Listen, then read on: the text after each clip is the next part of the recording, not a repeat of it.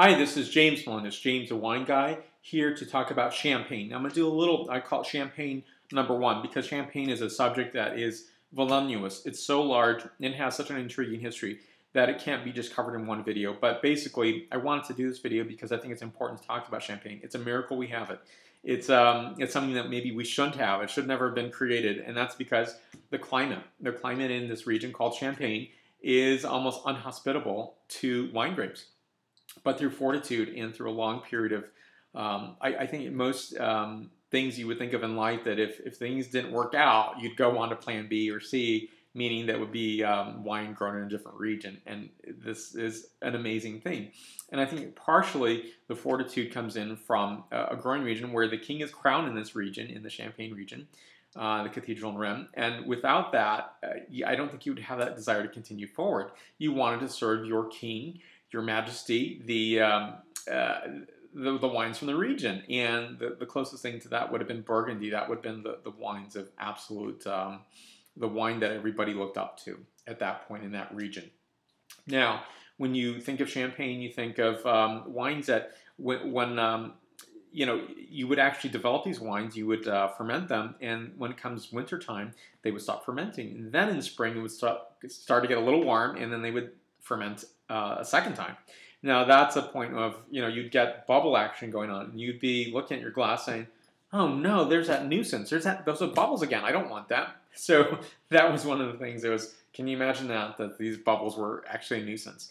And you have individuals who along the way create the quality path to amazing stellar wines. Dom Perignon is thought as creating champagne. He did not. What he was excellent at and meticulous at was creating different lots or batches of wine, base wines, and combining them, blending them to have a more superior and a wine that can hold on its own.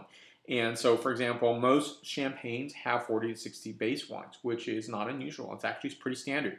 It's a really hard wine to make, technically speaking. It's very difficult. And when you think of the winemaker, they are going to taste the base wines and try to imagine what that's going to be like in a few years.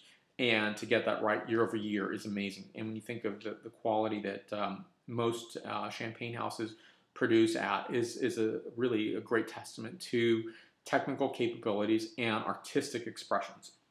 Now, you move forward a few hundred years and you come to Madame Clicquot's era, and her and her winemaker developed techniques that really help to seal the deal for consistent bubbles, because what you would have happen prior to Madame Clicquot is you would actually you would exit all the contents of the wine out of the champagne bottle, and that would be detrimental because you would actually lose fizz along the way putting it back in. Imagine that. I mean, you can just by knowing and putting in your wine glass, it does lose some of that bubble action over a period of time. If you left this out for another couple of hours, it would be completely flat. So those are the things that Madame Clicquot, the riddling, all sorts of actions to make this wine possible. You had all sorts of techniques that are being developed along the way, such as a very strong bottle to hold in the 3 atmospheres of pressure.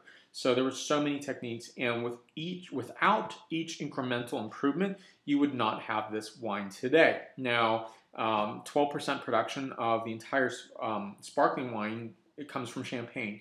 So meaning that you have 88% produced elsewhere. You also have wines that really are very specific in terms of what is allowed and how wine is produced in the Champagne region.